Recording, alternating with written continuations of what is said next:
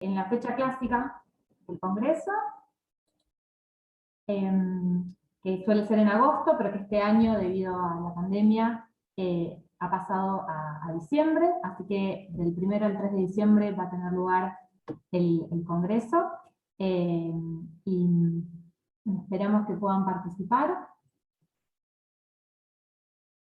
Bien. ¿Estamos? Bien, ya estamos entonces grabando en la bienvenida oficial. Les decía entonces que del 1 al 3 de diciembre va a tener lugar el Congreso, y en esta ocasión el título que elegimos de la comisión directiva, de la comisión organizadora, es Les trabajadores, la producción y la reproducción de la vida social en crisis, cambios y persistencias en un contexto de pandemia. Si las condiciones sanitarias lo permiten, vamos a adoptar una modalidad semipresencial. Todas las novedades del Congreso las pueden consultar en las redes sociales de ACED. También les invitamos a visitar nuestra página web, que está recientemente renovada. Les vamos a dejar ahora acá en el chat el link para que puedan acceder a todas las redes. Y simplemente, habiendo hecho estos anuncios, y para no demorar ni el inicio ni luego el cierre de este seminario, en nombre de la Comisión Directiva de ACED y de la Comisión Organizadora del 15 Congreso ACED, nuevamente gracias a nuestras invitadas de hoy por la participación. Hablando de tiempos de trabajo, muchas gracias por pensar estas presentaciones, por armarlas, por compartir sus exposiciones, también por sumarse a la propuesta de pensar distintos materiales audiovisuales que van a dialogar desde otro lenguaje con los núcleos de las presentaciones que ustedes traen. En el día de hoy vamos a tener 3 expositoras, cada una va a hacer su presentación primero, y al finalizar las exposiciones vamos a habilitar la posibilidad de que vayan haciendo preguntas. Les vamos a pedir que esas preguntas a quienes asistan las puedan poner en el chat, y si quieren intervenir también pueden anunciarnos que quieren hacer uso de la palabra. Lo que sí les pedimos es que sean intervenciones breves, para poder dar lugar justamente tanto a la respuesta de las expositoras como a los intercambios. Bien, agradecemos entonces a Karina Brovelli, que es trabajadora social e integrante del Servicio Social del Hospital General de Agudos Juan A. Fernández. Ella es especialista en planificación y gestión de políticas sociales y magíster en políticas sociales por la Facultad de Ciencias Sociales de la Universidad de Buenos Aires. También agradecemos que esté hoy Micaela Fernández Erlauer, que pertenece a Economía Feminista. Ella es economista de la UBA, maestranda en Planificación y Evaluación de Políticas Públicas por la UNSAM. Y finalmente a Paula Varela, politóloga y doctora en Ciencias Sociales por la Universidad de Buenos Aires, investigadora del CEIL-CONICET. Como les decía recién, vamos a escuchar las presentaciones de las 3, y cuando resten 5 minutos les vamos a ir avisando a través del chat para que ustedes puedan ir cerrando. A quienes estén participando como asistentes, de nuevo les pedimos que vayan volcando las preguntas entonces en el chat. Bien, vamos a arrancar con la presentación de Micaela Fernández Erlauer, que se titula Desigualdad de género en el mercado laboral, el impacto de la pandemia COVID-19 en Argentina, que está basada en el análisis de los informes La desigualdad de género se puede medir, que publican en forma trimestral desde el equipo de Economía Feminista. Así que, Micaela, te damos el micrófono. Gracias. Bueno, gracias Sara, gracias a ACET por invitarnos. La verdad que está buenísimo que todos estos temas lleguen a los congresos sobre el trabajo. Eso significa que estamos dando bien la discusión. Bueno, brevemente este agradecimiento, porque es poquito el tiempo que tengo para exponer y hay muchas cosas para decir. Vamos a empezar. Yo creo que les habrán pasado la referencia audiovisual que estuvimos organizando para pasar, que es muy importante que se queden con esta idea de la importancia de los trabajos que se hacen por fuera del mercado productivo, cómo repercuten en el mercado productivo. En la primera parte de la charla vamos a ver rápidamente qué asimetrías existen en el mercado laboral y que existían previo a la pandemia, para poder ver después cómo fueron mutando el año pasado con los primeros números que salieron con el impacto del COVID. Estas asimetrías, entonces, como decíamos, estaban presentes antes de la pandemia. Se ven en la tasa de actividad, en la tasa de empleo, en la tasa de desocupación y en la tasa de subocupación. Estas son tasas que nos muestran como un primer pantallazo, si se quiere, de cuál es la actividad de los y las trabajadoras en el mercado laboral.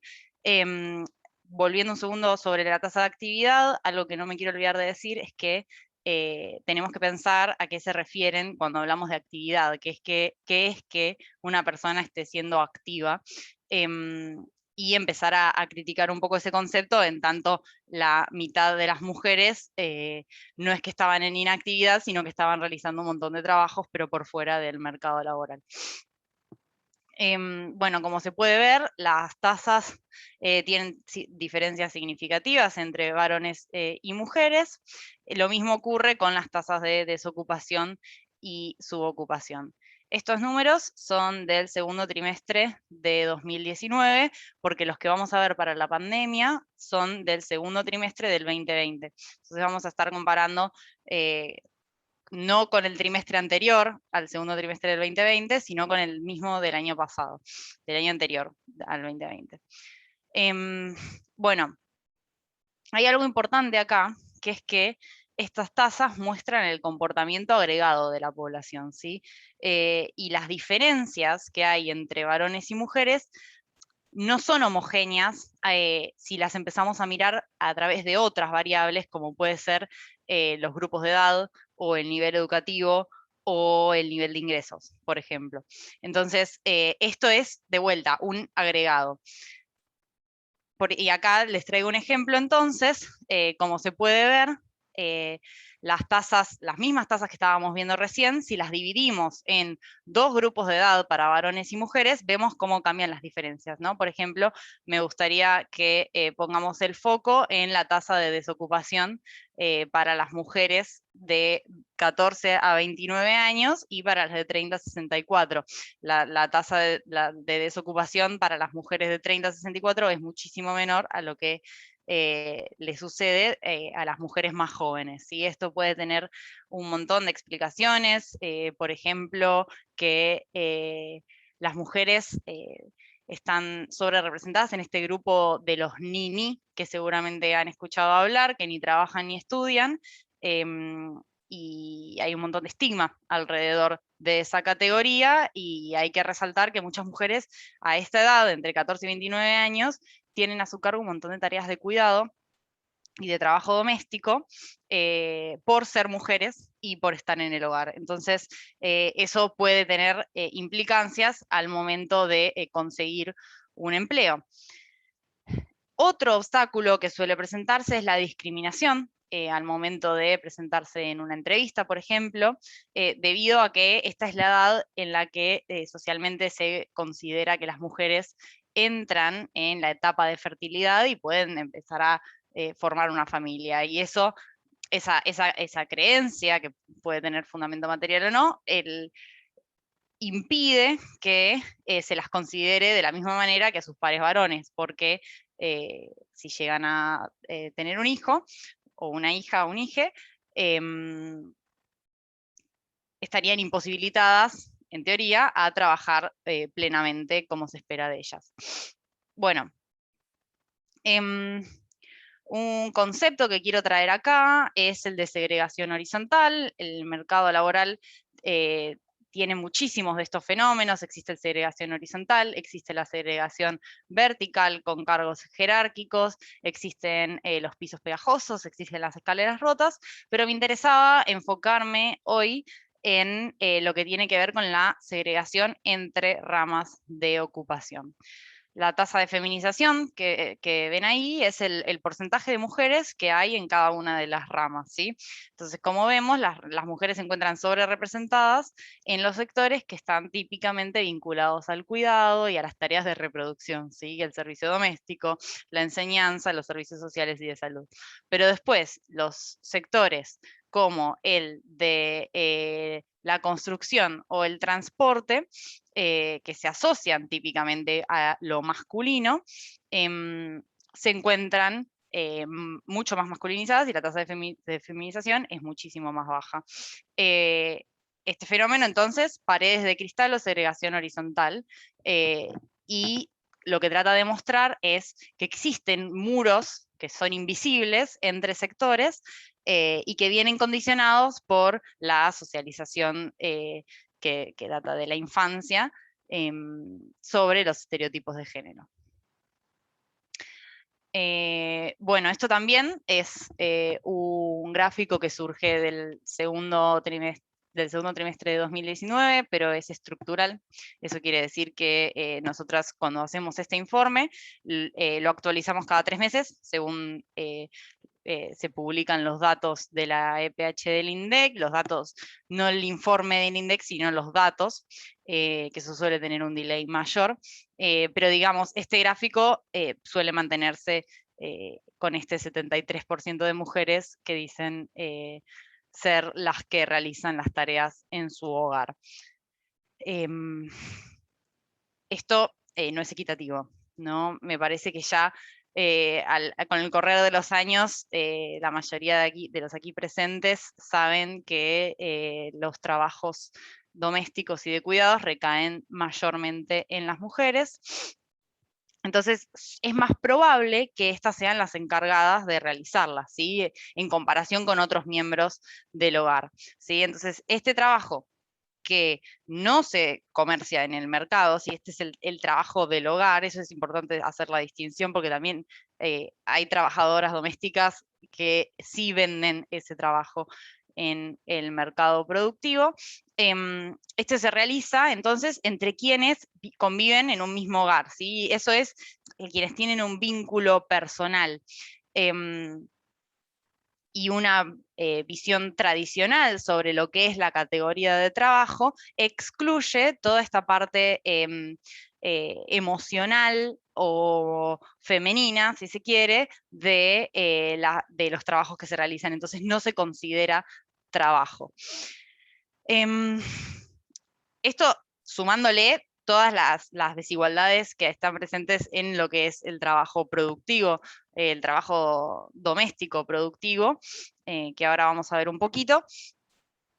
Y bueno, es pensar un poco cómo se agravaría este porcentaje si quitáramos, por ejemplo, a los hogares que son unipersonales del conteo, ¿no? O sea, en los que inevitablemente la persona que está viviendo en el hogar va a ser la que realiza el trabajo, salvo por supuesto que lo arregle a través del mercado. O bueno, si incluyésemos a las trabajadoras del servicio doméstico, ¿no? Las mujeres, imaginémonos una mujer que realiza las tareas domésticas de su propio hogar, pero también está todo el día realizando estos mismos trabajos en el mercado. Ya estoy spoileando. Perdón. Ahí está. Bueno. Entonces, vamos a ir a la siguiente. ¿Qué pasa con este trabajo, pero en el mercado productivo?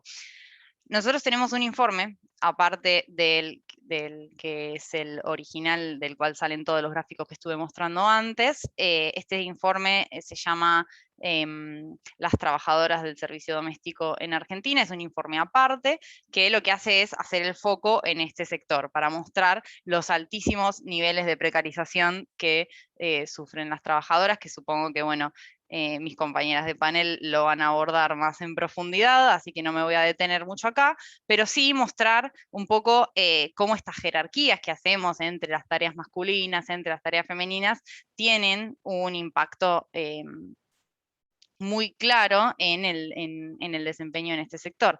Entonces vemos, por ejemplo, que estos indicadores, ¿sí? Que tengan descuento jubilatorio, que tengan vacaciones pagas, que tengan aguinaldo, que tengan días pagos por enfermedad, que son derechos laborales, vemos que los porcentajes en los que se cumplen estos derechos contestado por las personas que realizan este trabajo, es alrededor de un 70%, es un porcentaje que se mantiene alrededor de todos los derechos y están incumplidos, digamos, en su mayoría. Recomiendo realmente ir a ver ese informe si quieren profundizar sobre todo este sector. Bueno, ahora sí pasamos a qué sucedió en la pandemia, para ver a través de nuestros lentes, digamos, qué sucedió en comparación con el 2019, en el segundo trimestre de 2020. Vamos a usar este informe, vamos a ver qué resultados arrojó este mismo informe, para ver justamente cómo la EPH puede llegar a retratar los efectos de la pandemia, y el aislamiento, por supuesto, hay que considerar ambos factores al momento de ver qué efectos tuvieron, pero es solamente, por supuesto, para los principales aglomerados urbanos, y sí, vamos a seguir viéndolos en términos de varones y mujeres, porque así es como estadísticamente releva la información el INDEC, por ahora.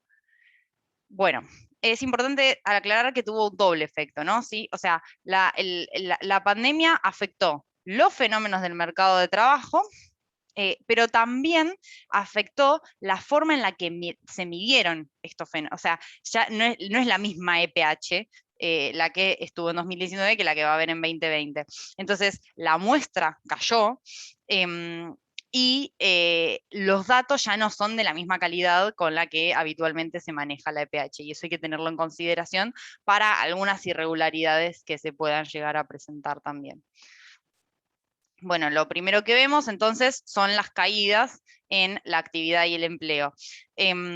Las mismas tasas que vimos al principio, están la de actividad alrededor de un 41% para mujeres y un 58% para varones, y la de empleo está en un 35% para mujeres y un 50% para varones,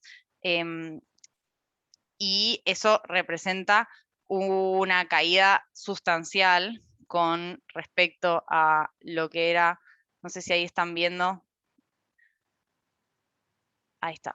Ahí está la de 2019 y ahí está la del 2020. Caen la tasa de empleo para los varones, cae más de 12 puntos porcentuales. Para las mujeres cae 9 puntos porcentuales. Cae más para los varones. Eso es la primera conclusión importante. Entonces, que el principal impacto de la pandemia sobre el mercado laboral se expresa en la tasa de empleo. Ahora vamos a abordar por qué estas diferencias. También lo que vemos es que aumenta la desocupación, ¿sí? Aumenta la desocupación y aumenta tanto porque hay gente que busca y no encuentra trabajo, pero también aumenta por las restricciones que se suscitaron sobre la circulación y sobre las determinaciones sobre cuáles eran las actividades esenciales y cuáles no.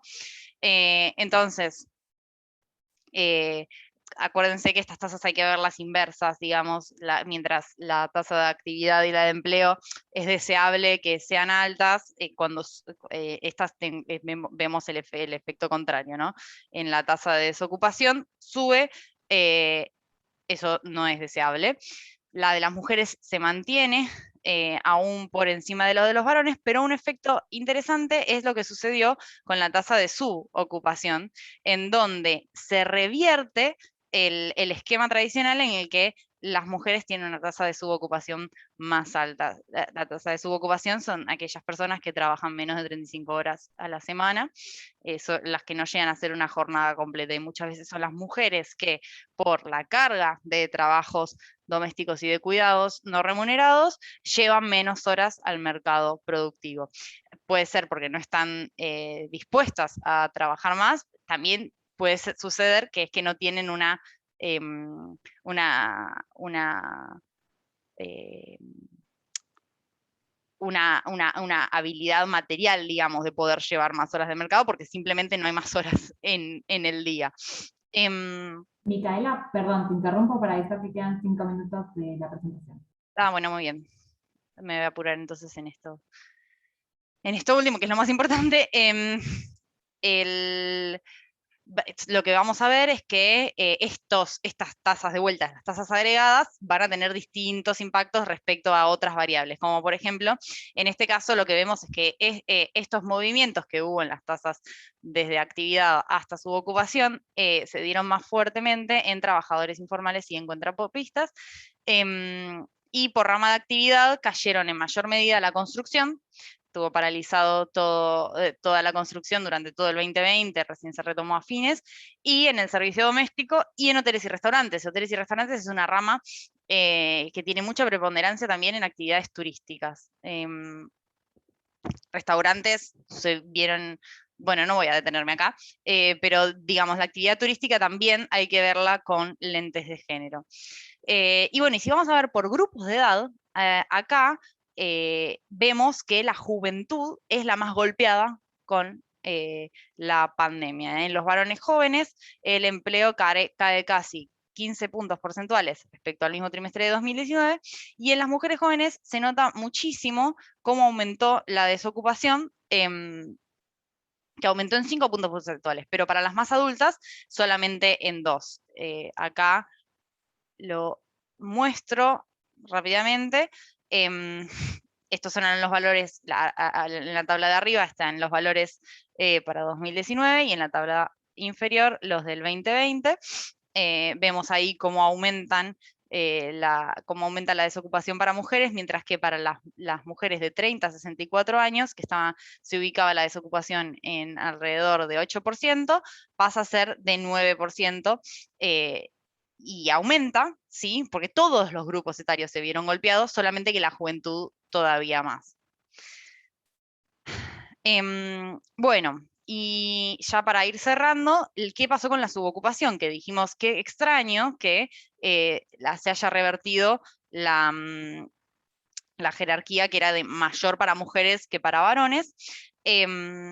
En varones entonces se dio más alto y fue contrario a la tendencia, y nos preguntamos, bueno, ¿por qué cayó tanto en la de mujeres?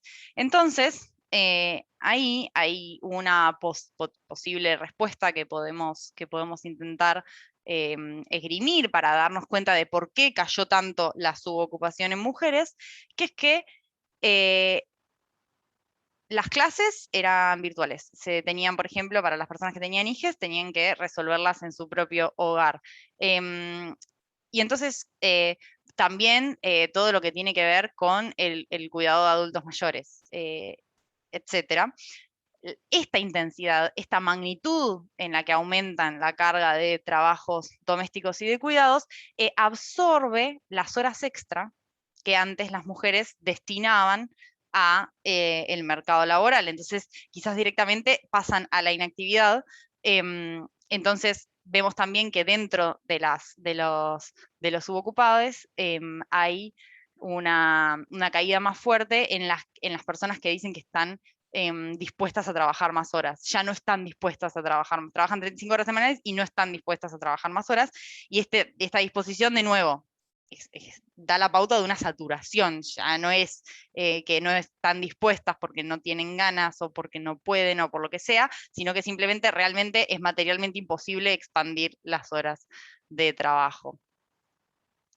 Y lo último que quiero decir, que me parece muy importante, que es que caen todas estas tasas de empleo y de actividad, y nos preguntamos, bueno, ¿qué pasó con la cantidad de horas que se llevan al al mercado. Entonces vemos que en 2019, que es el gráfico superior, versus el 2020, las mujeres ocupadas trabajan 1 hora menos aproximadamente durante la pandemia, ¿no? Durante el segundo trimestre del 2020. Pero los varones, lo que reportan de horas trabajadas, caen casi 4 horas. La brecha entonces de horas trabajadas, que antes era mucho más amplia, que se ubicaba en un 22% de horas trabajadas por parte de los varones por encima del de las mujeres, cae a aproximadamente 17%. Entonces, esa caída de las brechas horarias que se llevan al mercado productivo, nos preguntamos, ¿tiene un correlato con las horas destinadas, o por lo menos con quién se encarga, que es lo que podemos ver, ¿no? Por supuesto no podemos ver la foto de las horas destinadas porque no tenemos una encuesta de uso del tiempo que pueda captar estos cambios. Entonces vamos a ver qué pasó con quienes se hicieron responsables de las tareas domésticas, y vemos que el gráfico que vimos antes del 73% de mujeres se mantiene en el mismo porcentaje, o sea que las mujeres siguieron siendo durante la pandemia, sin reducir la cantidad de horas de forma significativa que llevan al mercado laboral, siguen siendo las que se ocupan principalmente de las tareas domésticas. Entonces no hay una compensación desde ese lado. Eso es todo. Muchísimas gracias, Micaela, por la presentación. A continuación, y en línea, digamos, de poder seguir dando la discusión, la presentación de Karina va a estar centrada no tanto en estas diferencias entre el trabajo en el hogar o en el mercado, sino en los trabajos comunitarios en el contexto de COVID-19. Su presentación se titula ¿Quién sostiene a las que cuidan? Los cuidados comunitarios durante la pandemia. Y Karina, todo tuyo, te aviso cuando falten 5. Dale. Bueno, muchas gracias, Sara, y gracias por la invitación.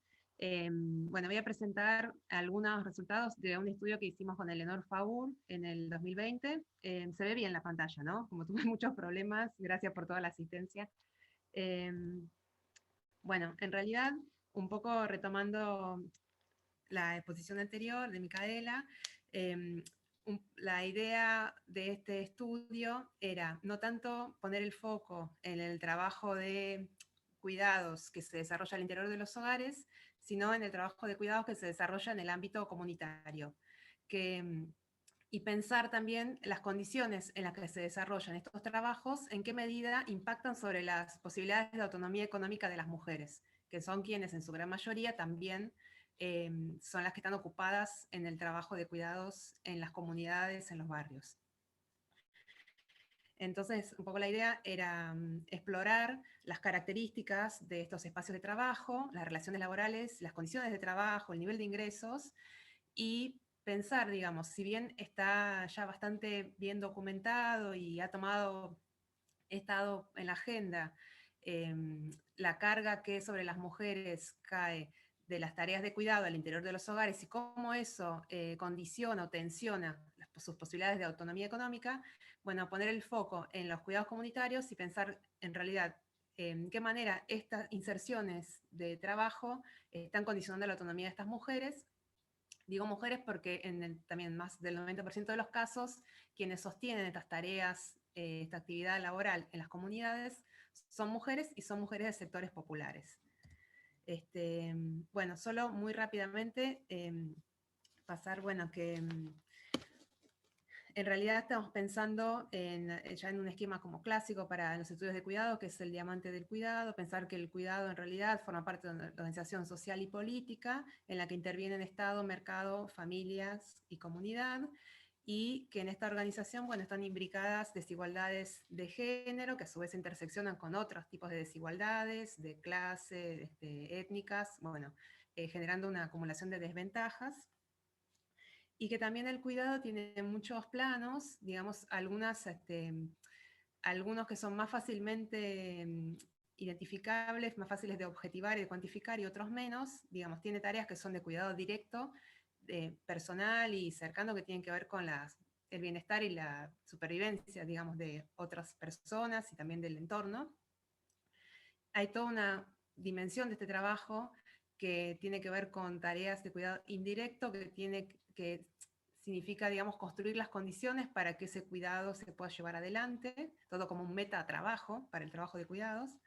Y también tiene una dimensión emocional que atraviesa, que tiene que ver con todo un trabajo emocional que hacen quienes se dedican al cuidado y que impacta en el bienestar de esa otra persona, en el sentirse, digamos, acogido, sostenido, y que, bueno, que moviliza, digamos, emociones y sentimientos. Todo eso forma parte de la actividad de cuidar, más allá de que en general uno contabilice horas de cuidado directo y haya otros aspectos más inasibles. Karina, Bueno, perdón, ¿te puedo pedir si podés hablar un poco más fuerte? Sé que sí, estuvimos hoy con el tema del micrófono, sí, pero para que se sí. escuche un poco mejor, si podés, gracias. No, está bien.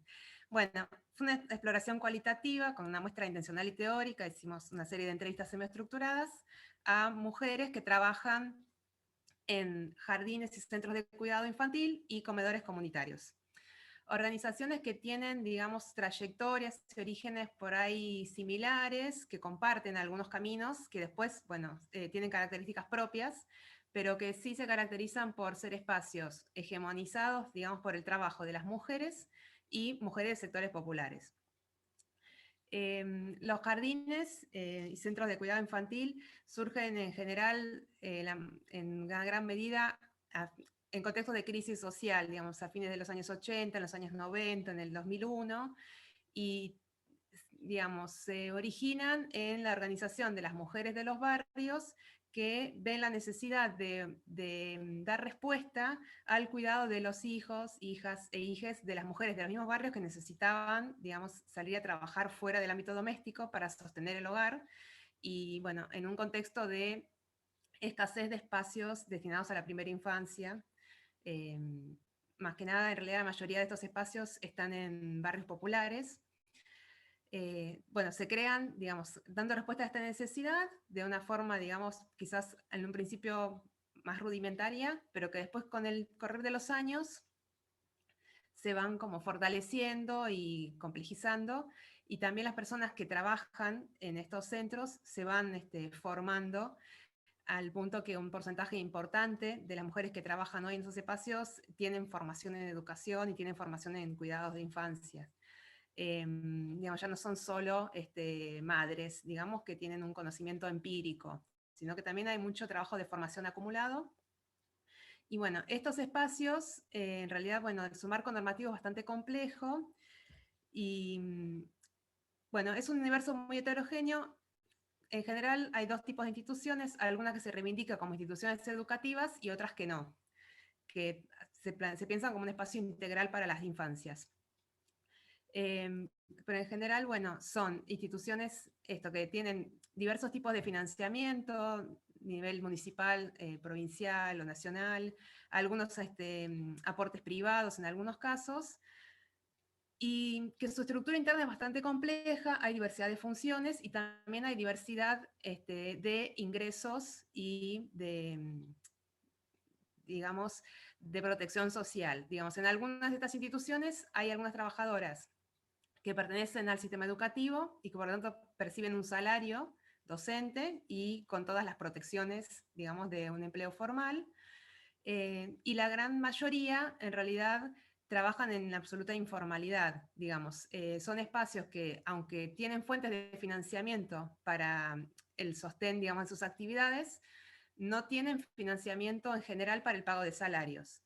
Entonces, los salarios de estas mujeres, que en realidad se llaman habitualmente, popularmente como incentivos, salen de las propias fuentes de financiamiento que tienen otros fines y se reorganizan, digamos, en una compleja contabilidad institucional para poder dar algún tipo de retribución a estas tareas.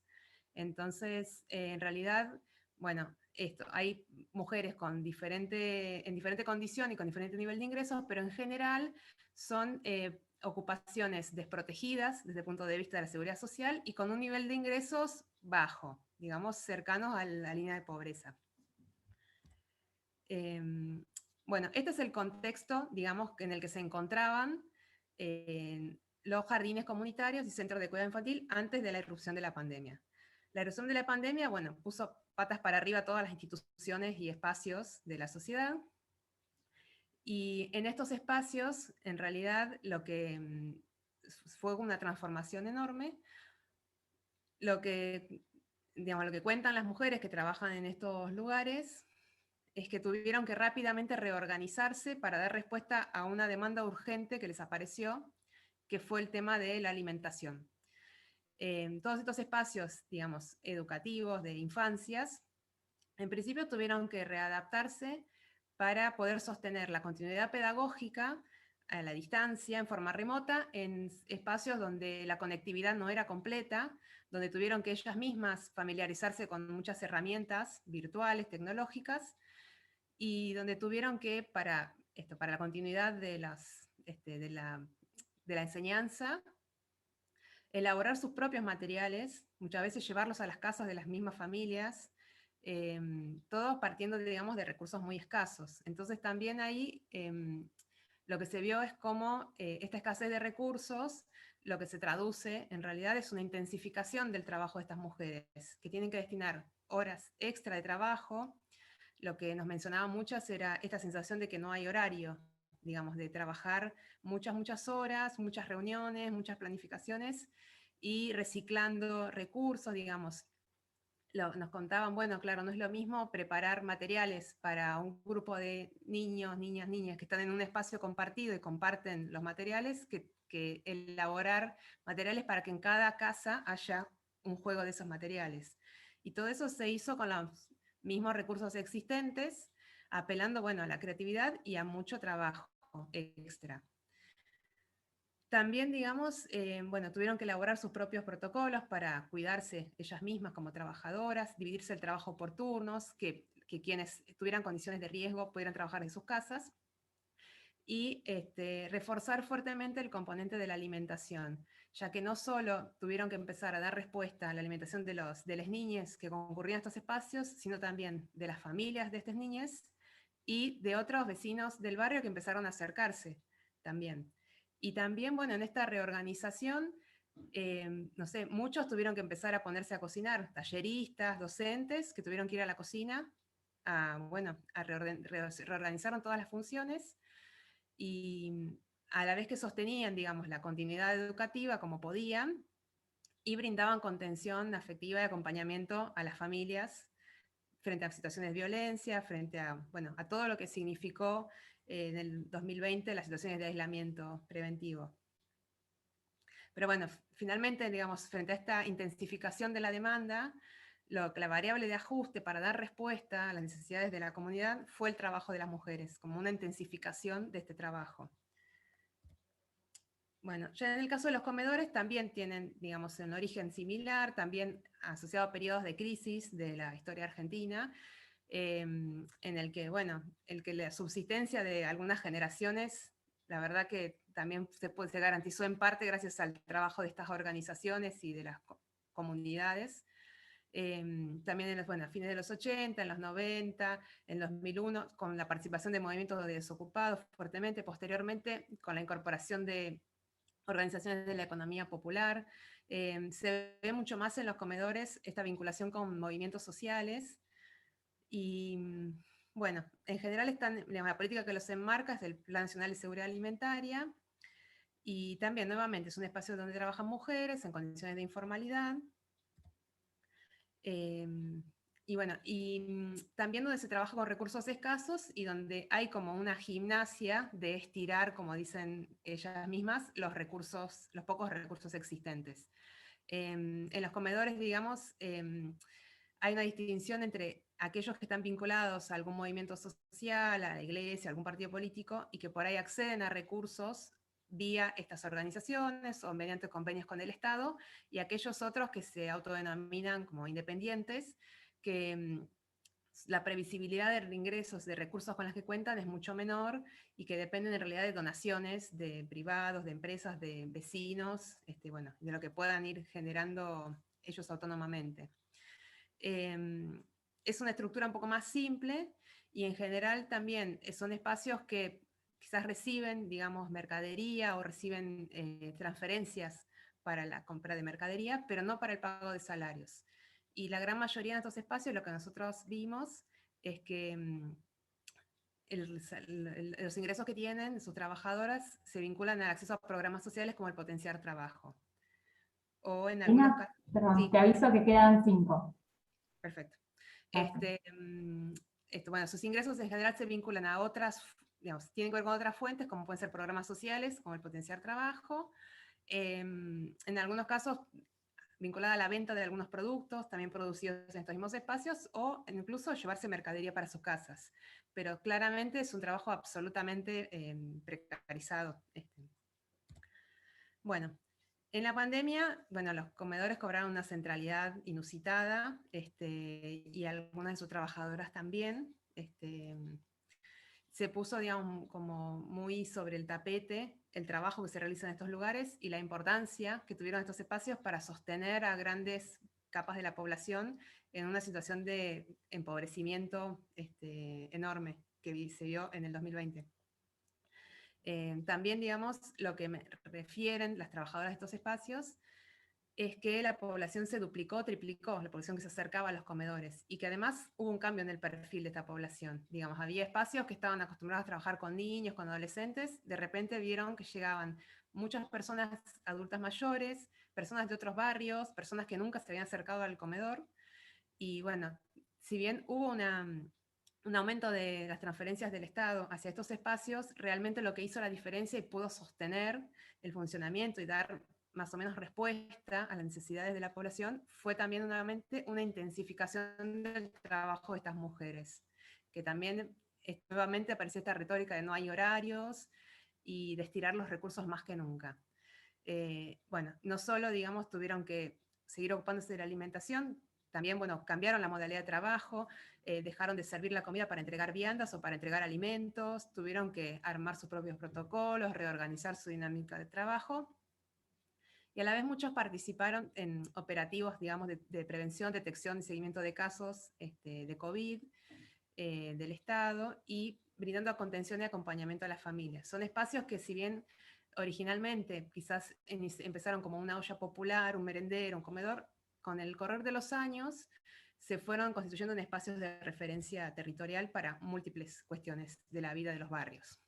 Entonces, bueno, para cerrar un poco, un poco la apuesta de este estudio era visibilizar el trabajo que se realiza en los ámbitos comunitarios, digamos, el trabajo de cuidados comunitario, que quizás quedó un poco eclipsado por el trabajo de cuidados doméstico en el hogar, que fue lo que viene como siendo traído con más fuerza por el movimiento de mujeres, está más en la agenda y en el tapete, y visibilizar también todos sus componentes que también están presentes, que no es solo el trabajo que se realiza en ese momento, en esas horas, sino todo el trabajo previo que muchas veces no se contabiliza, que permite que ese trabajo se pueda realizar, y todo el trabajo, digamos, emocional también. Y, digamos, visibilizar que son trabajos que si bien contribuyen al bienestar y al sostén de las comunidades, en ese sentido tienen un enorme valor social. Son trabajos que se desarrollan en condiciones sumamente precarias, con ingresos muy bajos, con elevada dedicación horaria, y que, por supuesto, sin ninguna inscripción en la seguridad social, que esto se intensificó con la llegada de la pandemia, y que fuertemente esto condiciona, digamos, tensiona las posibilidades de autonomía económica de estas mujeres. Ya no tanto, digamos, como un poco mencionaba Micaela, el trabajo de cuidados intrahogar entra en tensión con la autonomía económica, sino también este trabajo que se desarrolla como fuera de los hogares, pero en las comunidades, también es un factor, digamos, que está, bueno, impidiendo, digamos, un mayor desarrollo de estas mujeres. Y por último, bueno, como para cerrar, solo dejar la idea de, bueno, la importancia de seguir trabajando para desromantizar un poco el trabajo de cuidados y la disposición de las mujeres hacia este trabajo, y fortalecer el ejercicio de derechos vinculados a este trabajo, que es tan valioso y central para la sociedad, para el bienestar, para el desarrollo social. Y bueno, sostener a quienes cuidan, porque el cuidado es esencial para la vida y para la sociedad, y es imposible pensar, digamos, seguir sosteniendo este trabajo y no sostener a quienes lo desarrollan. Así que bueno, muchas gracias. Muchísimas gracias, Karina. Vamos a dar paso ahora entonces a la última presentación, a cargo de Paula Varela. Esta presentación se llama Nos llaman esenciales, nos tratan como descartables, mujeres trabajadoras y crisis de reproducción social. Cuando termine la exposición vamos a abrir el espacio de preguntas, así que animamos particularmente a las colegas y les colegas que están presentes, sabiendo que muchas veces las mujeres somos mayoría en muchas de las actividades académicas, pero nos sigue costando hacer uso a veces de la palabra en los espacios públicos. Así que para el espacio de las preguntas, animo en particular a las colegas que están acá a poder volcar sus preguntas. Y Paula, ahora sí, todo tuyo con tu exposición. Gracias. Bueno, muchísimas gracias a Clara Martí Corena, Sara Cufré, Agustina Miguel de ACET por la invitación, y bueno, y a todas y todos los que están conectados en este momento, que son un montón, por estar acá disponiendo del tiempo para esta charla. Yo, las cuestiones que voy a exponer tienen que ver con un equipo de trabajo, que es el equipo que desarrollamos en el marco del CEIL, del CONICET y de la Universidad de Buenos Aires, y en el marco del cual a diciembre del año pasado sacamos un libro que se llama Mujeres Trabajadoras, puente entre la producción y la reproducción, que es parte de la bibliografía y las referencias que mandó Sara a quienes estaban interesados en participar. Y bueno, el nombre de la exposición, que es, nos dicen esenciales, nos tratan como descartables, es en realidad es un robo, que es una de las principales consignas de las luchas de las trabajadoras y los trabajadores de la salud en distintos sectores de Argentina, en el AMBA, en Corrientes, en Mendoza, en Neuquén, por ejemplo, donde hay una lucha enorme, donde, por ejemplo, la interhospitalaria de Neuquén, con una especie de mega asamblea de hospitales y de centros de salud, cortaron nada más y nada menos que la ruta del petróleo, lo que se llama la ruta del petróleo, que es básicamente la circulación de las grandes ganancias de las petroleras neuquinas. Por supuesto, en reclamo de ese reconocimiento del carácter esencial de ese trabajo, un reconocimiento que fue mucho más discursivo que económico a la hora de la discusión salarial, por ejemplo, de las condiciones de trabajo, por ejemplo, el ratio entre cantidad de usuarios o camas y cantidad de trabajadores para atenderlas. Entonces, es de ahí que sale el título. Y para quienes están interesados en un poco centrarse tanto en esas luchas como en las condiciones específicas actuales en pandemia del sector de salud, hoy salió un informe del Observatorio de los Trabajadores en Pandemia, que está publicado en La Izquierda Diario, y que lo pueden ver, y que ahí van a encontrar tanto datos sobre las condiciones de trabajo, las condiciones salariales, las brechas de género, la proporción de mujeres trabajadoras en el sector de salud, como testimonios de las luchas.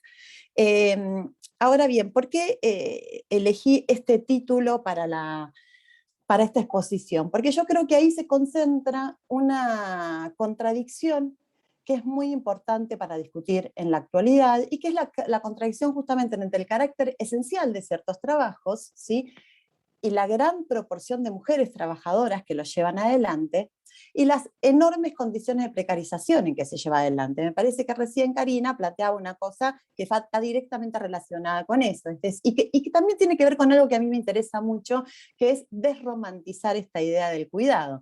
Es decir, hay trabajos esenciales que se llevan adelante, y esenciales quiere decir indispensables para el sostenimiento de la sociedad, ¿sí?, y que sin embargo son los más que precarizados, y que además son fuertemente feminizados. Bueno, esta idea, esta consigna de lucha de las trabajadoras de la salud, de nos dicen esenciales, pero nos tratan como descartables, me parece que es una gran síntesis de ese tipo de síntesis que salen en los procesos de lucha, que son mucho más imaginativos que los procesos académicos, y que concentran un golpe de verdad, ¿sí? Por eso este es el título.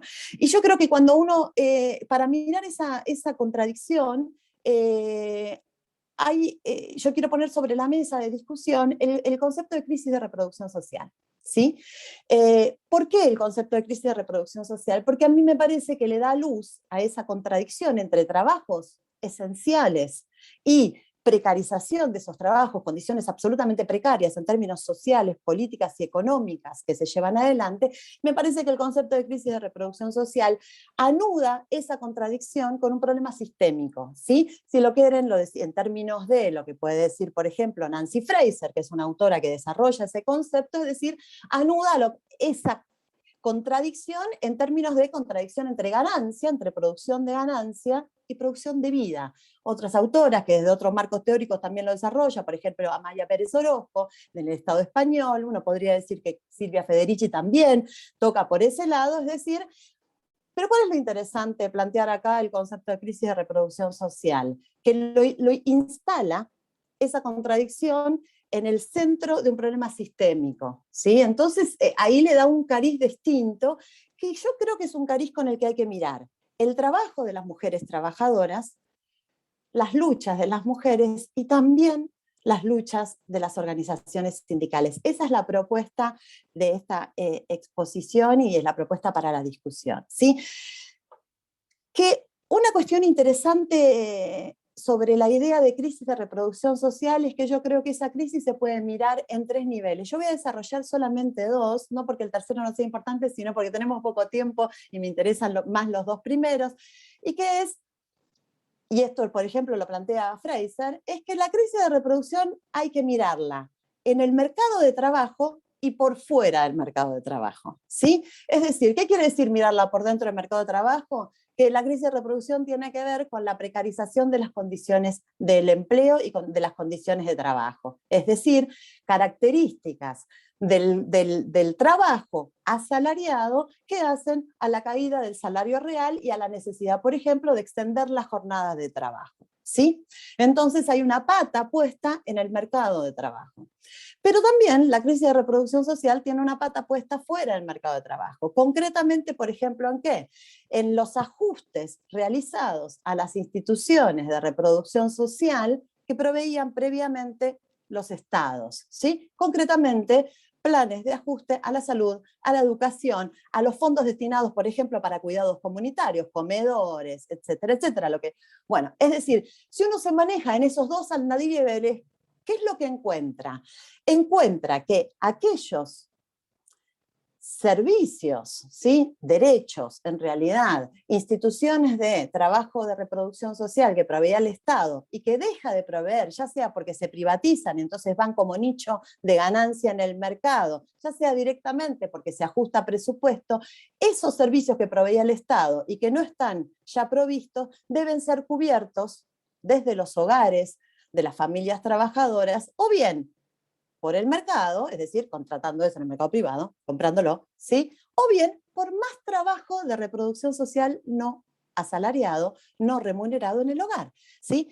Entonces, uno tiene una doble situación. Se alargan las jornadas de trabajo, cae el salario real, bajan los recursos de las familias trabajadoras y por otro lado, se ajustan los servicios de trabajo de reproducción social asalariado por parte del Estado, lo que aumenta también el trabajo en las familias asalariadas. Bien, combo explosivo ¿para qué sector particular de la clase trabajadora? Para las mujeres de la clase trabajadora. Entonces hay en el concepto de crisis de reproducción social un segundo elemento interesante. El primero es que coloca la crisis en un carácter sistémico, ¿sí? Entonces abre un montón de discusiones. Algunas las podemos abordar, bueno, abordemos las que querramos, ¿no? Pero segundo, que coloca a las mujeres de la clase trabajadora en un lugar muy particular, ¿sí? Y uno podría pensar acá de 2 maneras, y yo creo que hay que pensar de 2 maneras. Uno podría decir, bueno, las coloca como víctimas principales de la crisis de reproducción social. Sí, y es verdad, las coloca como víctimas principales. ¿Por qué víctimas principales? Uno diría triple víctimas. En términos de miembros de la clase trabajadora, sufren la precarización laboral, como todos los miembros, y como dijo Micaela, lo sufren más que todos los miembros, ¿sí? Por supuesto hay que diferenciar las edades, Micaela dijo perfectamente que los sectores juveniles son los que más lo sufren, pero si uno corta por franjas etarias, uno puede encontrar claramente que uno de los sectores más afectados por la precarización laboral que afecta al conjunto de la clase trabajadora son las mujeres. Entonces, como miembros de la clase trabajadora asalariada, sufren particularmente la precarización laboral. Segundo, como miembros la clase trabajadora en general sufren esta crisis porque son las que en el hogar se ocupan de las tareas de reproducción social. Pero hay un tercer elemento.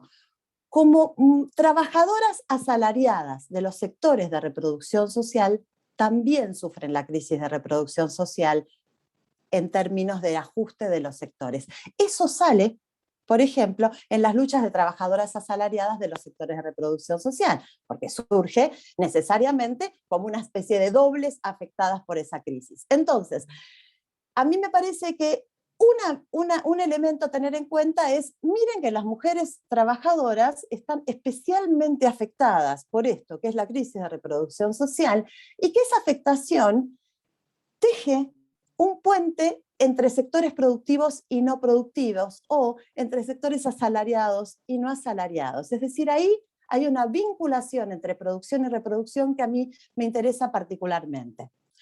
En segundo lugar, creo que se pueden mirar no solo como víctimas, sino que se pueden mirar bajo la pregunta: si esta crisis de reproducción social afecta a las mujeres trabajadoras en particular, ¿es posible que las constituya en un sector, en un sujeto potencialmente estratégico para pensar las luchas de la clase trabajadora en su conjunto? Bien, yo creo que es una pregunta completamente legítima. Es decir, víctimas, sí. Posibles, potencialmente sector privilegiado, estratégico para la lucha de sectores trabajadores, bueno, por lo menos es legítima la pregunta. En ese plano, yo creo que hay que pensar dos cuestiones. Una la voy a pasar muy rápido por nuestros tiempos, la otra me detengo un poquitito más y voy cerrando la presentación para no pasarme. Una es pensar las luchas en términos de movimiento social y particularmente del movimiento de mujeres, ¿sí? Yo creo que esta idea de crisis de reproducción social sobrevuela lo que se llama la nueva ola feminista muy claramente, ¿sí? ¿Por qué lo sobrevuela o cómo uno puede ver indicadores de que lo sobrevuela? El hecho de que el paro, ¿sí?, lo que se llama el paro internacional de mujeres, sea la herramienta de articulación del movimiento de mujeres a nivel internacional, un movimiento que es recontra heterogéneo, que si vas a Polonia la demanda es una, si vas a Argentina la demanda es otra, si vas a Chile es otra, si vas a Estados Unidos es otra. Es decir, que tiene un conjunto de heterogeneidades. Sin embargo, la herramienta de articulación de ese movimiento ha sido el paro internacional de mujeres. Eso coloca necesariamente en el centro el trabajo que realizamos las mujeres en el capitalismo contemporáneo, ¿sí? La consigna, si nuestros cuerpos no valen, produzcan sin nosotros, es un topetazo a ese corazón, digamos, a la importancia vital del trabajo que realizamos las mujeres en el capitalismo contemporáneo. Si nuestros cuerpos no valen, ¿lo dije bien? No sé, me acuerdo si lo dije bien. Bien, entonces, por un lado eso, pero por otro lado, uno podría pensar, ojo, y esto también tiene que ver con una cosa que planteaba Karina y sobre esta idea de romantizar el trabajo de cuidados.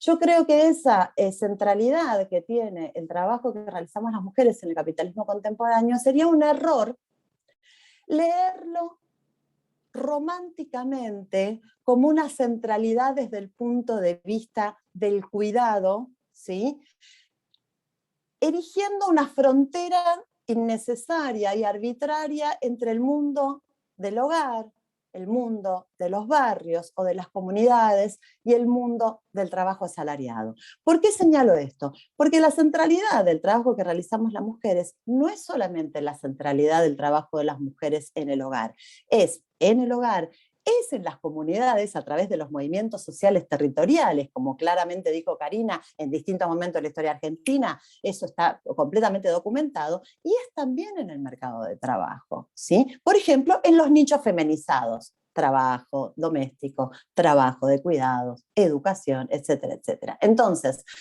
yo creo que ahí permite pensar, ¿sí?, esta idea de paro de mujeres, permite pensar una herramienta de huelga que atraviesa transversalmente el mundo de la reproducción y el de la producción, ¿sí?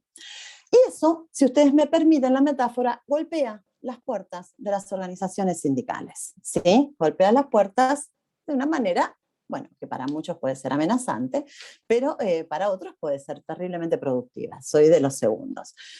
¿Qué quiero decir con esto?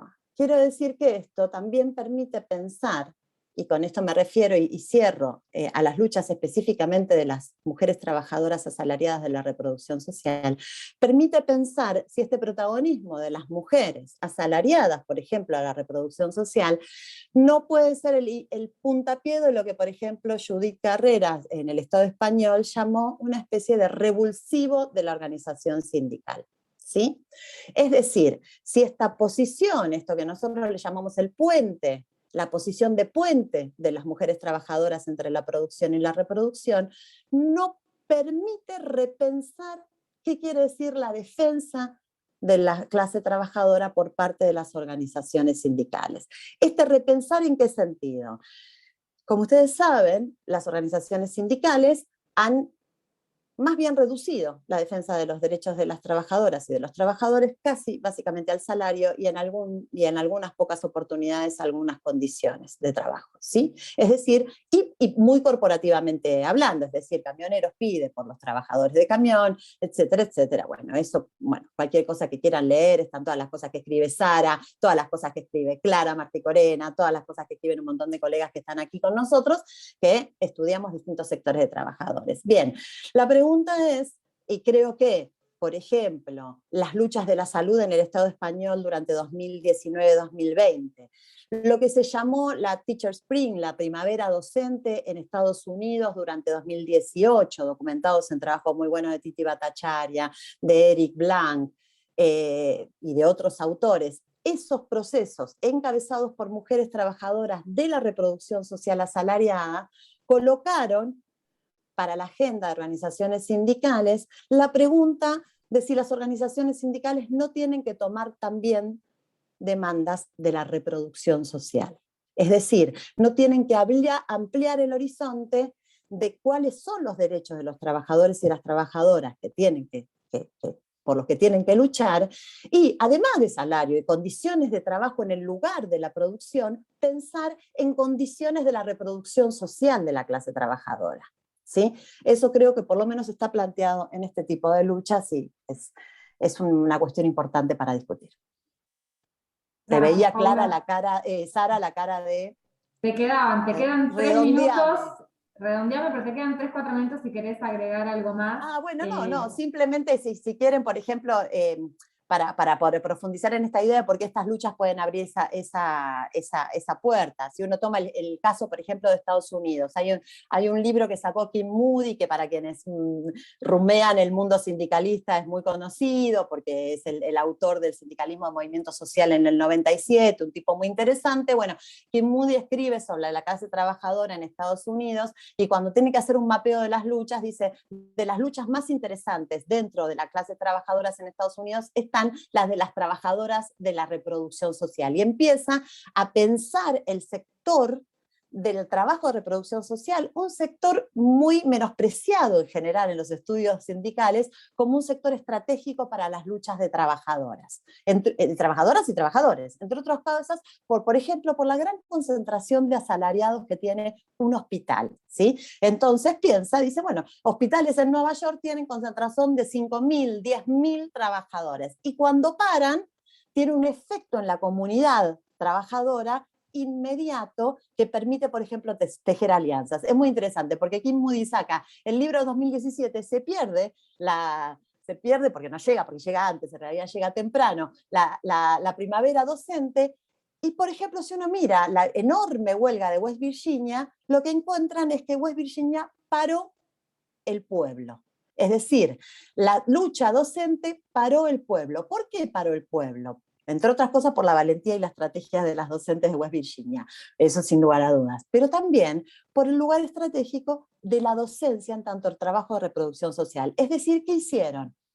Se pusieron como aliados a las comunidades negras, a las comunidades migrantes, a las comunidades precarizadas. ¿Por qué? Porque las docentes son las maestras de esos niños negros, de esos niños migrantes, de esas comunidades precarizadas. Entonces, uno podría pensar exactamente por qué pasando al otro lado de América, ¿por ¿Por qué la lucha de la salud de las trabajadoras y los trabajadores de Neuquén tuvo el apoyo popular que tuvo? Sin lugar a duda hay un componente pandémico, sin lugar a duda. Ahora, cuando uno ve, por eso les decía, si quieren leer ese informe, cuando uno ve los testimonios, ¿qué es lo que ve ahí? Que esas enfermeras atienden a las poblaciones obreras de Anielo, de Confluencia, etcétera, etcétera. Entonces, me parece ahí que hay una pregunta para hacerse acerca de si las luchas de la reproducción social de las asalariadas en este marco de crisis de reproducción social puede ser un puntapié para rediscutir cuál es la defensa de los trabajadores y de los derechos de los trabajadores y de las trabajadoras que debe enarbolar una organización sindical. Gracias, Paula, por atenderte ahora el tiempo, y gracias también, Karina y Micaela, por las presentaciones. Vamos a abrir el espacio entonces de preguntas y de intervenciones, que las pueden volcar en el chat o pedir la palabra. También está la opción de usar, que ya todos conocemos, de alzar la mano. Me parece que las tres presentaciones abordaron desde perspectivas distintas una misma problemática, y deja resonando un poco la pregunta en torno a los tiempos de trabajo, la jornada laboral, algo que sabemos que está en discusión en estos días, incluso desde las distintas perspectivas que ustedes trabajan. Tenemos nuestra primera pregunta, así que Lucila, bienvenida con tu intervención. Bueno, hola a todos y a todas, súper interesantes las exposiciones, así que muchas gracias. Una pregunta o pedido de ampliación de algo para Paula, que me interesa esto del rol de las organizaciones sindicales, para movilizar demandas que tengan que ver con la cuestión de la reproducción social, y que el accionar sindical no quede circunscrito en términos de la lucha económica, si así se quiere. Lo que quería preguntarte es de qué forma estos sindicatos más asociados al sindicalismo movimiento social en las experiencias recientes de Estados Unidos movilizaron este tipo de demandas.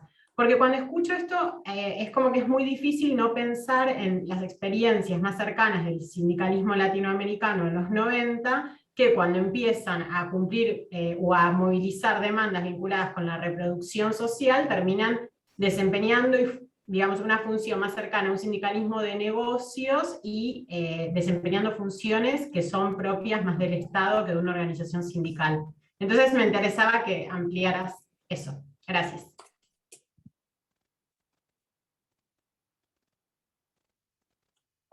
Sara, ¿cómo es la organización? Vamos juntando preguntas, ¿no?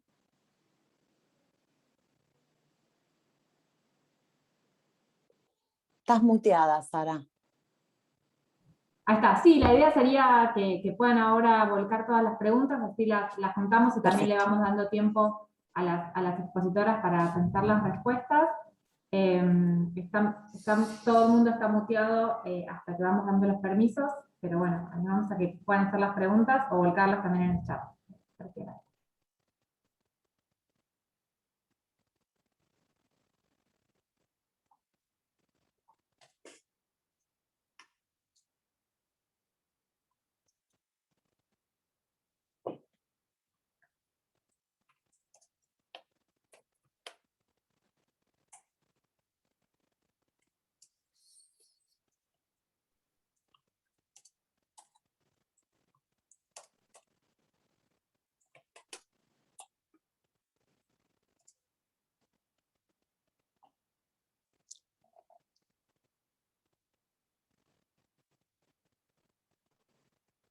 Estoy atenta a ver si alguien más está levantando la mano. Si no, puedo agregar yo, pero no quiero intervenir más. Acá hay una pregunta, otra pregunta para Paula en el chat.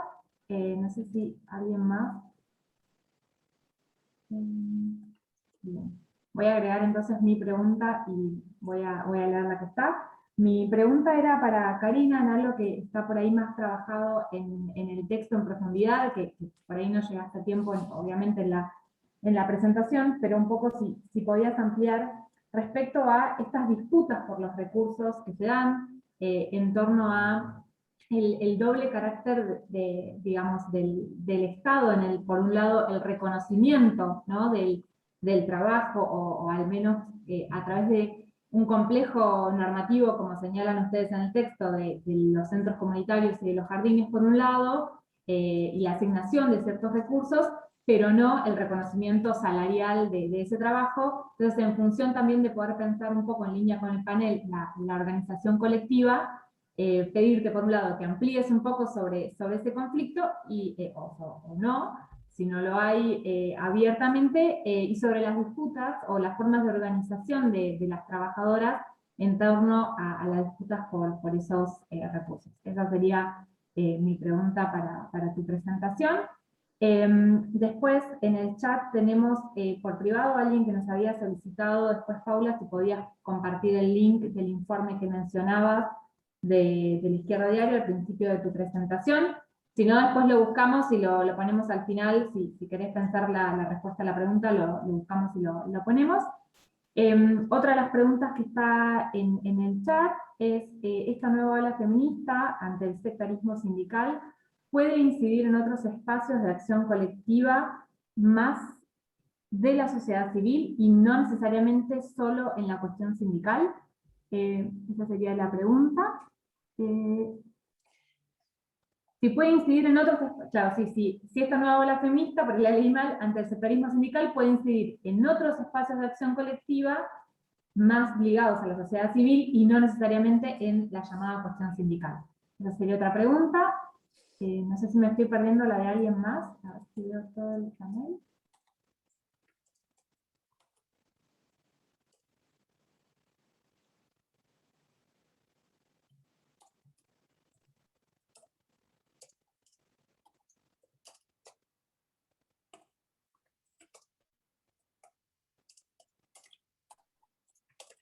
Acá tengo otra pregunta que va llegando. Algunas personas las están poniendo directamente, así que las voy leyendo, por ahí no las pueden ver todas en el chat, pero las veo yo. Otra de las preguntas es cómo se comprende que las diversas seccionales de los sindicatos docentes, en general, los puestos sean ocupados por varones, y cómo promover a las compañeras a cambiar esta lógica. Esa fue otra de las preguntas.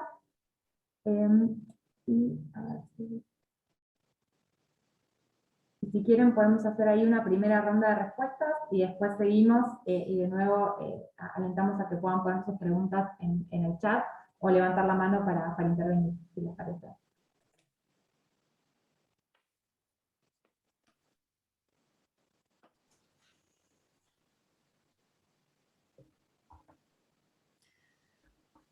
Bueno, quiero que empiece yo, así ya respondo a tu pregunta, Sara, un poco. Sí, eso es un tema que surgió, digamos, del estudio y también de las entrevistas, esta contradicción, digamos, entre, por un lado, un reconocimiento por parte del Estado de todos estos espacios, ya sea comedores o espacios de infancias, jardines y centros de cuidado infantil, a través, digamos, de diferentes programas, políticas que buscan financiar estos espacios, también a través de diversas leyes. Digamos, el contexto legal es un caos en un punto, en estos espacios. Los espacios de cuidado infantil, digo, porque también, por un lado, está el tema del reconocimiento legal y qué entidad se le da desde el Estado a estos espacios formalmente, y también, bueno, después como qué reconocimiento se le da a sus trabajadores. Ya desde el punto de vista del reconocimiento de los espacios, hay un tema que es que, por ejemplo, los espacios de cuidado infantil están cruzados por legislación nacional, provincial y municipal. Están cruzados por legislación que tiene que ver con los derechos de la niñez, legislaciones que tienen que ver con las organizaciones sociales, bueno, y con la legislación, digamos, vinculada a educación. En la provincia de Buenos Aires hay una ley, digamos, que reconoce estos espacios y permite financiar, digamos, en términos de una cuota por niña que concurre a estos espacios, que es básicamente los ingresos con los que cuentan, no tanto así para el mantenimiento de los espacios, mucho menos para los salarios. Y bueno, hay algunos proyectos de ley presentados, el año pasado se presentaron hay dos proyectos que están en el Congreso. Bueno, está un poco esta cuestión, lo mismo pasa con los comedores, que el Estado ha previsto, digamos, recursos a través de programas, diversas políticas para el sostenimiento de los espacios, no así para quienes los sostienen, digamos, para quienes llevan adelante el trabajo para que esos lugares puedan funcionar. Eso es una cosa así un poco extraña, digamos que se da por supuesto el trabajo voluntario, desinteresado, la militancia, digamos, de quienes van a ocupar esos espacios y hacer que funcionen. Frente a esto, digamos, sobre todo las trabajadoras de los espacios de cuidado infantil sí se encuentran organizadas, bastante organizadas en redes, digamos, con una actitud muy de demandar al Estado un reconocimiento de su trabajo, una remuneración adecuada, y todas las protecciones que corresponden, digamos, al trabajador y la trabajadora. Bueno, se encuentran en ese proceso de disputa. Ya en el espacio de los comedores, la disputa no es tanto por las condiciones de trabajo, en ese sentido no hay expresado, digamos, una organización de un reclamo en función de las trabajadoras, sino de los espacios, digamos, en el sentido de no tener, digamos, trabajar en un escenario de tanta escasez y poder incidir y poder tener voz en la definición de determinadas políticas, en la asignación de recursos. Pero sí, claramente, desde un punto de vista como más de organización de los trabajadores, el reclamo está mucho más claro en los espacios de cuidado infantil. Gracias, Karina. Quería pedirle, antes de que pasemos a las preguntas que le hicieron a Paula, a Micaela, que sabemos que tenés que irte a otro compromiso a dar clases, si quisieras por ahí agregar algo sobre tu presentación o comentar algo sobre las colegas, porque sabemos que estás corta con el tiempo, así que hago esta intervención para que puedas explayarte sobre algún punto que consideres. Bueno, muchas gracias. Sí, tengo unas pequeñas aclaraciones porque vi que la discusión viró un poco hacia el diamante de cuidados y cómo este arreglo de cuidados no solamente significa mayor carga hacia las familias, sino también que ocupa un peso muy importante cómo los cuidados se solucionan también en el plano comunitario. ¿Sí? O sea, tenemos podés resolverlo con el Estado, el mercado, la comunidad o las familias. Las mujeres, nosotros siempre o sea, el alcance que tenemos a través de los informes es a partir de la unidad doméstica, lo que se puede recabar. Pero como menciona muy bien Karina, todo el plano comunitario, que también juega una parte sustancial en los cuidados, está feminizado. Y algo sobre lo que decían en el chat, la cuestión en sí no es que las tasas de feminización sean más altas en los sectores que están asociados al trabajo doméstico y de cuidados. Por supuesto, desde un plano de crítica hacia los estereotipos de género, pero en sí la cuestión radica en cómo estos trabajos y el impacto que tienen en el plano productivo están subvalorados. ¿Sí? No, o sea, constantemente vivimos en este dualismo entre lo que es trabajo y lo que no es trabajo, lo que es mercado y lo que no es mercado, una dicotomía que no nos permite como acceder hacia, por ejemplo, lo que mencionaba Paula antes, la crisis sistémica, ¿sí? O sea, nos cuesta mucho ver las interconexiones entre las dos esferas porque tenemos este pensamiento dualizado que económicamente, típicamente, si vamos a lo que fue el desarrollo de las ciencias económicas, la visión tradicional siempre relegó la parte que no tenía el mercado en el centro, ¿no? Entonces, como que una propuesta importante en toda esta cuestión es pensar no solamente la feminización, sino cómo estas feminidades están desplazadas del centro en lo que es el interés económico. Y cómo no es así realmente, ¿no? Porque ahí está la cuestión, como que... y entonces, recuperando las propuestas que hablaban antes de Nancy Fraser o de Amaya Pérez Orozco, estas autoras siempre lo que proponen es correr los mercados del centro, o sea, que lo que pasa a estar en el centro no es el mercado, sino la vida. Entonces, la sostenibilidad de la vida en el centro es una demanda que está bueno cerrar esta conversación pensando en la sostenibilidad de la vida y cómo esto atraviesa a las comunidades, cómo esto atraviesa a los sindicatos. Es todo un plano que realmente fue muy interesante escuchar. y bueno, empezar a implementarlo en nuestra vida cotidiana, digamos, en todas las esferas, porque una vez que se prende la lamparita, digamos, empieza a ser mucho más evidente. Bueno, me parece que por mí es todo. Muchas gracias por el panel, la verdad que fue súper interesante, y me alegro que a quienes hayan venido a escucharnos les haya gustado. Bueno, no sé si quieren comentar algo sobre lo que acabo de decir. Bueno, muchas gracias a vos nuevamente. Sabemos que te estás yendo, pero bueno, queda también aviso, va a quedar luego a disposición el video para quienes quieran volver a verlo y revisitar el debate. Si alguien quiere ahora hacer alguna pregunta a Micaela, tienen que aprovechar porque en breve se va a dar clases. Si no, mientras tanto, Paula, si querés ir contestando el primer bloque de preguntas, damos espacio a que puedan ir dando otras intervenciones en el chat. Gracias.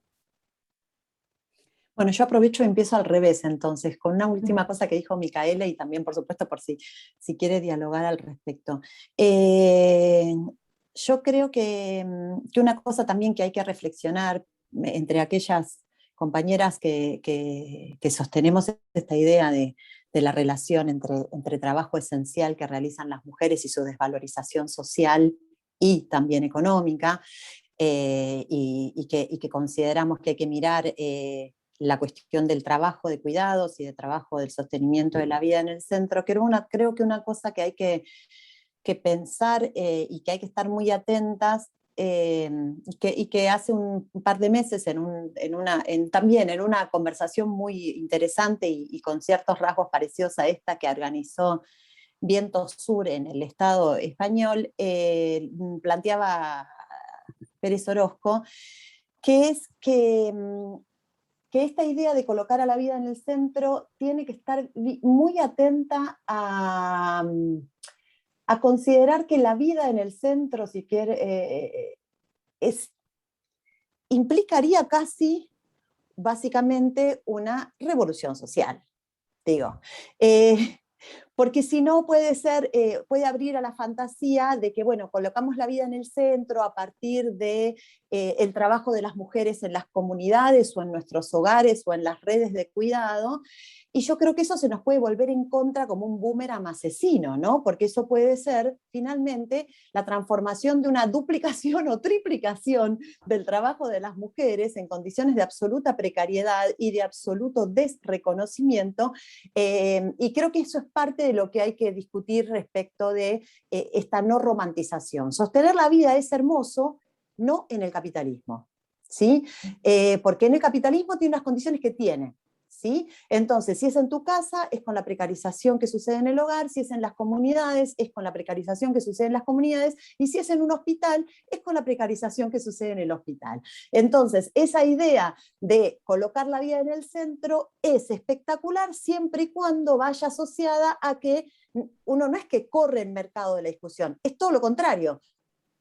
Colocar la vida en el centro obliga a poner el mercado en la discusión, brutalmente en la discusión, para preguntarse, ¿existe la vida en el centro con este mercado? ¿Sí? Y entonces obviamente eso lleva a un montón de otras discusiones hermosas, pero lo que evita es una romantización del sostenimiento de la vida. Yo creo que, y yo por eso también prefiero mucho más el concepto de reproducción social y de crisis de reproducción social que de cuidado, casi te diría como una especie de antídoto contra esta idea de la romantización del cuidado, y que aparezca, bueno, que el trabajo que realizamos las mujeres es básicamente un trabajo hermoso de cuidar.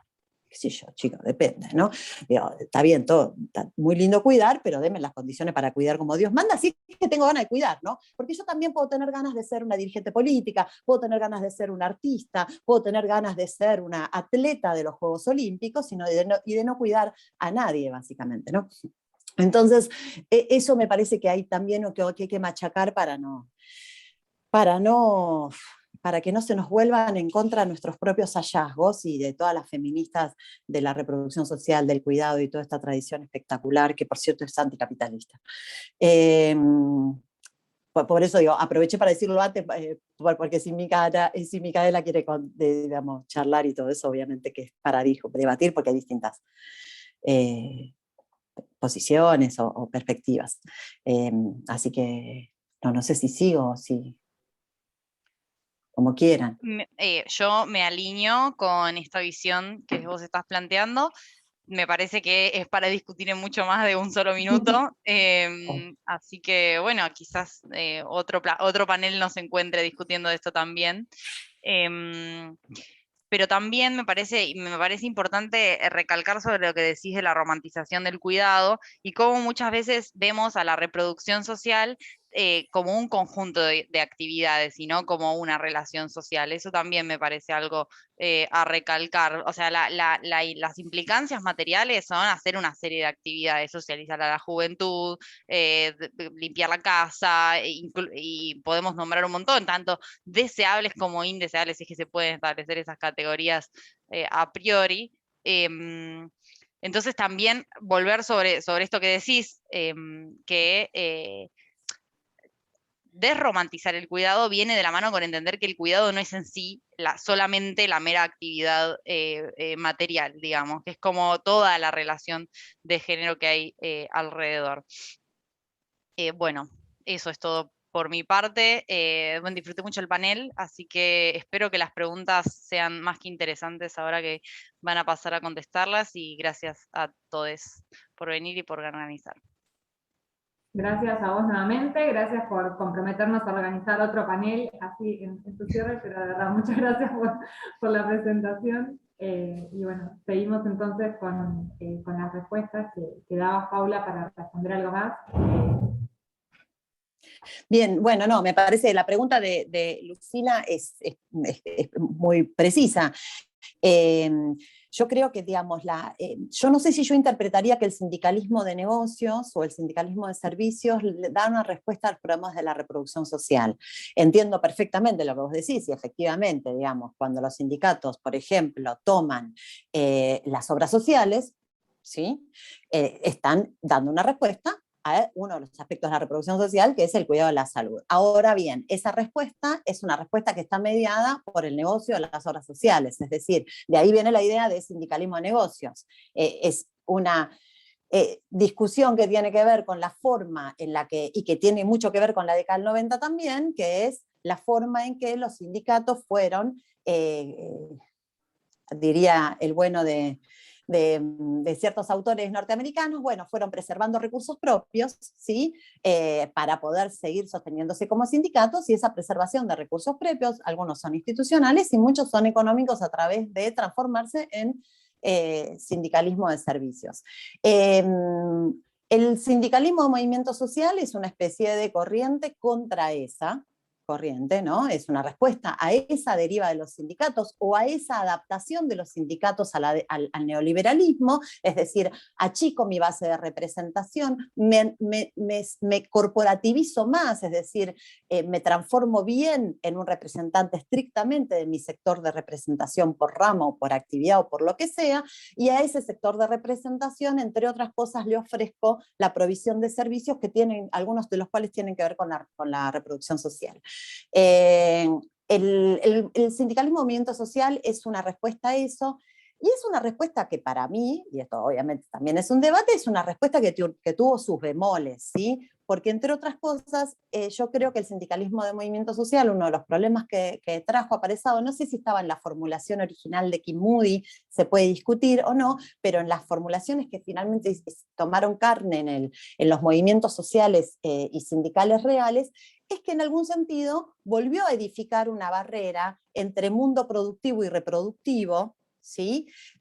Descuidando el lugar de trabajo. Yo creo que el sindicalismo de movimiento social, que tenía como buen reflejo decir, che, paren de corporativizarse y paren de sostener los recursos de los sindicatos en base a la provisión de servicios, ¿sí?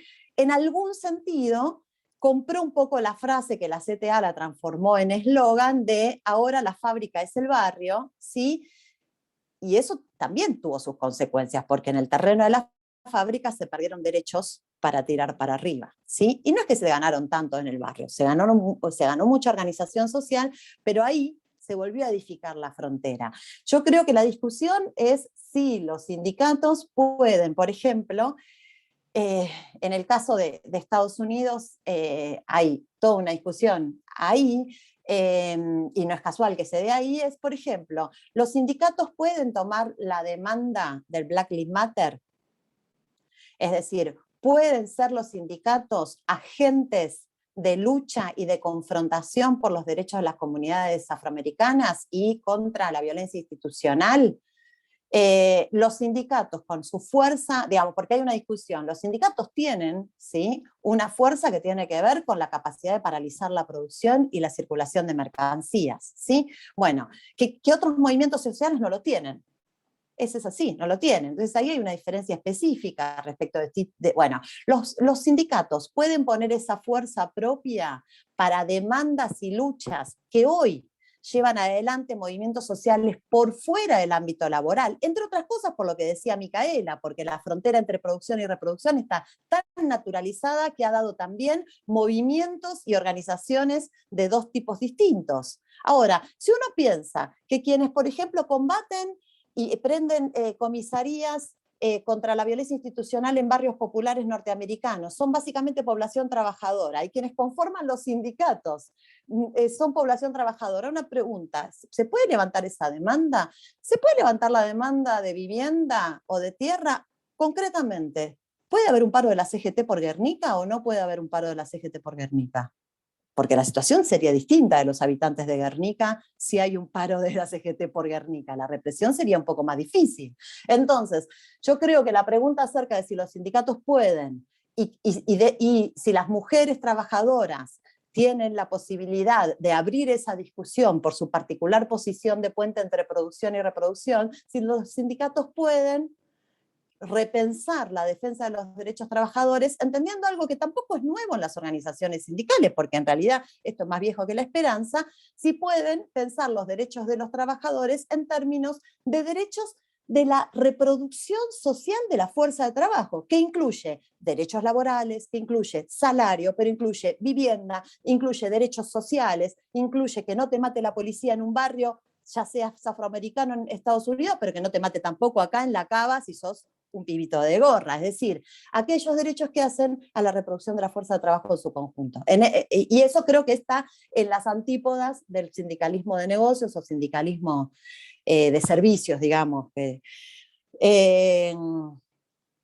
Y después, no, y bueno, sobre el compañero o la compañera, no sé, que planteaba lo de, sí, sobre si el movimiento de mujeres tiene incidencia en la sociedad civil y no tanto en el ámbito de los movimientos sindicales, sí, yo creo que sí, que claramente tiene incidencia, y creo que en este momento, digamos, los puntos de discusión que ha colocado el movimiento de mujeres a nivel internacional efectivamente han atravesado y han perforado el conjunto de movimientos sociales. Creo yo, bueno, o yo reparo particularmente en el mundo sindical porque creo que lo que hay que analizar profundamente es la relación entre género y clase.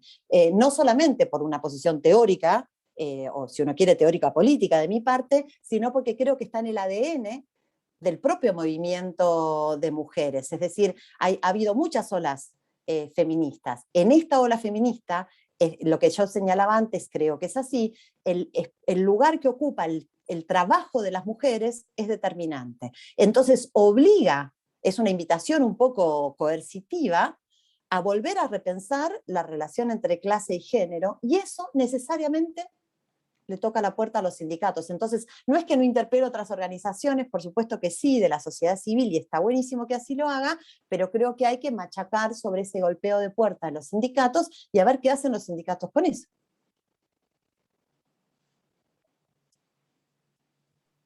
Gracias, Paula. Bueno, voy a la última pregunta que está en el chat, que me gustaría que la puedan responder las dos, que es la pregunta de Jimena respecto a la reducción de la jornada laboral, que está en debate, y si no puede ser un eje transversal, ¿no?, para que la clase discute el tiempo de trabajo reproductivo no pago y su distribución social. Me gustaría que puedan cerrar ustedes con su posición al respecto, dado que ya llevamos un tiempo largo de debate, pero bueno, como dijimos antes, esto no se agota en esta instancia, esperamos tener otros espacios de discusión. Gracias.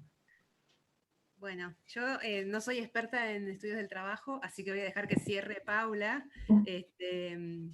Pero bueno, sí, claramente, sí, creo que es una clave, es el tema de la jornada de trabajo, ya lo había mencionado también Paula al inicio de su exposición, entre las tensiones entre la producción y el mundo productivo y el mundo reproductivo. Y sí, digamos, ya la agenda del movimiento de mujeres viene planteando hace tiempo esto de reconocer, redistribuir y reducir el trabajo no remunerado.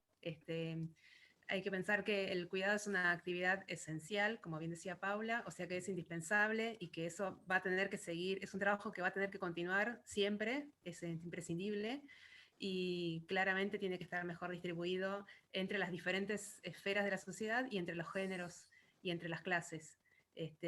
A ver, todos necesitamos cuidados, es una tarea esencial a la vida, a la continuidad de la vida social, y bueno, quizás estaría bueno que todos nos cuidemos entre todos y que nadie tenga que acumular tantas desventajas, y tener ese grillete en el pie, digamos, de los cuidados. Así que bueno, le paso la palabra a Paula que cierre. Gracias. Bueno, no, yo muy brevemente, sí, sin lugar a dudas. Yo creo que la demanda de la reducción de la jornada de trabajo es una de las demandas que tienen que ver con los derechos de las clases trabajadoras transversalmente entre producción y reproducción, y además creo que es contra las ideas de quienes consideran que es imposible, creo que es posible.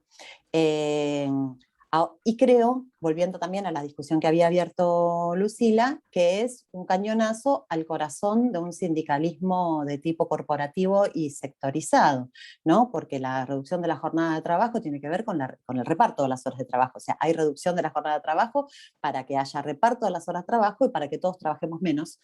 Y entonces podamos disponer de más tiempo para trabajo de cuidado y también para otras actividades que no tengan que ver con el trabajo, sino que pueden tener con el ocio, etcétera, etcétera. Entonces sí, creo que en términos del tipo de demandas que uno pensaría que deberían estar en el corazón de organizaciones obreras que piensen la reproducción de la clase trabajadora en su conjunto, sin lugar a dudas la jornada de trabajo, pero la reducción. Pero segundo, creo que en la coyuntura concreta actual y de esta crisis de reproducción social, pero que la crisis de reproducción social es un aspecto de la crisis capitalista en su conjunto, y que otra de las tendencias es a polarizar entre jornadas de trabajo extensísimas y una enorme desocupación, la jornada de trabajo también es la reducción de la jornada de trabajo también es una forma de establecer lazos entre dos sectores de la clase trabajadora, los ocupados y desocupados, que en principio aparecen como dos sectores completamente disociados y que sin embargo tienen en común todo lo que tiene que ver con la reproducción de la clase trabajadora. Entonces sí, sin lugar a dudas, yo la pondría en el top 3 de las consignas de organizaciones obreras que piensen la clase de trabajadora en su conjunto. Gracias, Paula. Y bueno, para cerrar nuevamente les agradecemos por haber compartido sus trabajos. También agradecer de nuevo a todo el equipo de organización que estuvo detrás y que está detrás de la organización de los seminarios, por todas las tareas y los tiempos que lleva la coordinación, la comunicación, la logística, la preparación previa, el trabajo de pensar los materiales, de distribuirlos. También muchas gracias en nombre de ACET a todas las personas que asistieron por el interés en este seminario. Les invitamos a que se sumen a los próximos dos, el 17 y el 31 de agosto, y también a que se acerquen a ACET, a que conozcan el trabajo que venimos realizando, y a quienes deseen integrarse a la vida institucional de ACET, que puedan asociarse escribiéndonos a cualquiera de los canales de comunicación, que les voy a volver a dejar aquí en el chat. Y sin más, simplemente agradecer, desear que todo el mundo tenga un excelente cierre de jornada y nos vemos en los próximos seminarios. Gracias a todos. Buenas noches. Gracias, también aprovecho a colegas que nos están escribiendo desde España, dice ahí que es tardísimo, hablando de jornadas extensas, y también desde México. ¡Ay, Clara! Bueno, muchas gracias a ustedes y un saludo para todos los que están conectados. Sí, gracias, muchas gracias.